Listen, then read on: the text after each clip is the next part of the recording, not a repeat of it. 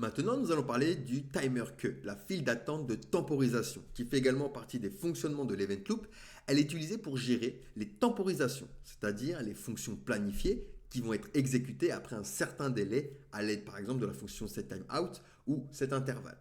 Donc pour l'exemple, même histoire, nous allons se loguer comme d'habitude, début et fin. Donc ça c'est du code synchrone, hein. Ok.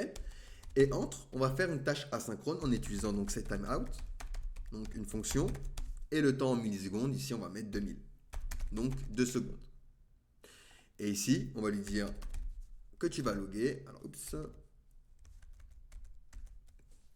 qui va venir loguer, tâche asynchrone planifiée. Donc ici, je vais exécuter mon script.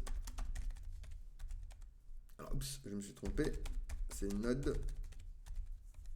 Alors, oups, encore une fois. Node index.js.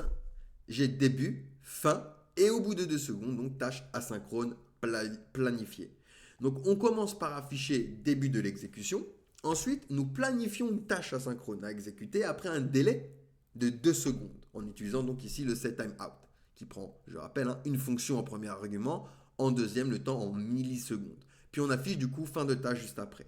Lorsque vous exécutez ceci, début est affiché, ensuite une tâche asynchrone est donc planifiée avec setTimeout et cette tâche est ajoutée à la timer queue avec un délai de 2000 millisecondes. Ensuite, on a fin de l'exécution.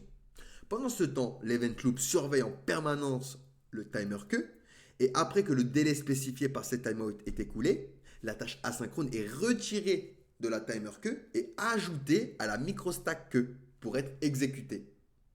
Et l'event loop exécute alors la tâche asynchrone et donc nous affiche notre console log ici, tâche asynchrone planifiée.